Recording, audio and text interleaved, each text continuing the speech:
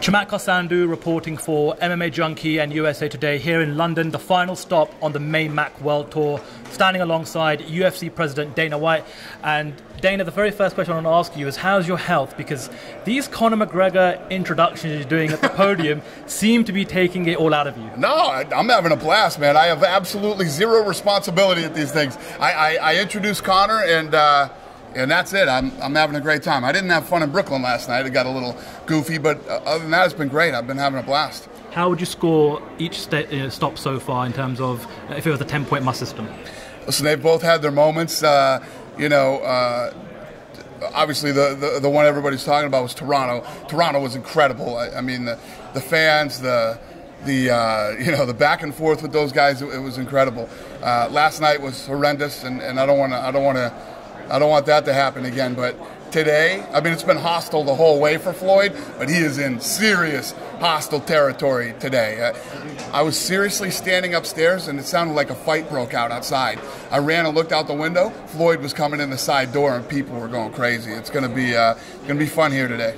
Can you just explain why London and not Dublin? Because you went to Dublin for the Aldo tour. He wouldn't go to Dublin. This is as close as they wanted to come to Dublin, and you can see what it's like here. If you go into Dublin, Floyd has to go check into a hotel somewhere there, and they have to maneuver around the city. I don't blame him.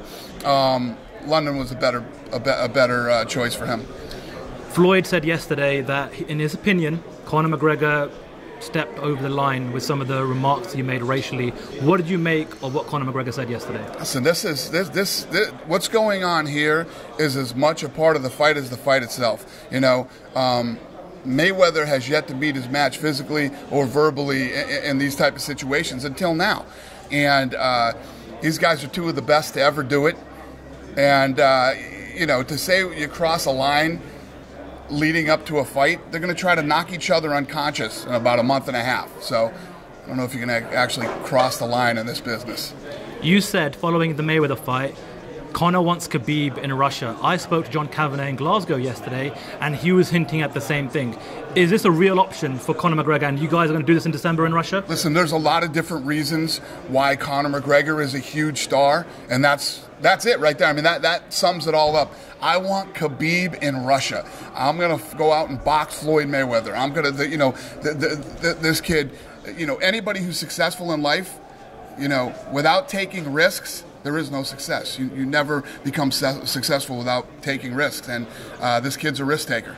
You said that this was all going to be a shit show, but have you been able to take any positive things away from this that you may implement in UFC promotion? No. Hell no. This is a shit show. Listen, when I talk about shit, when you walk out onto the dais, there's only two people want to hear from. They want to hear from Floyd, and they want to hear from Conor.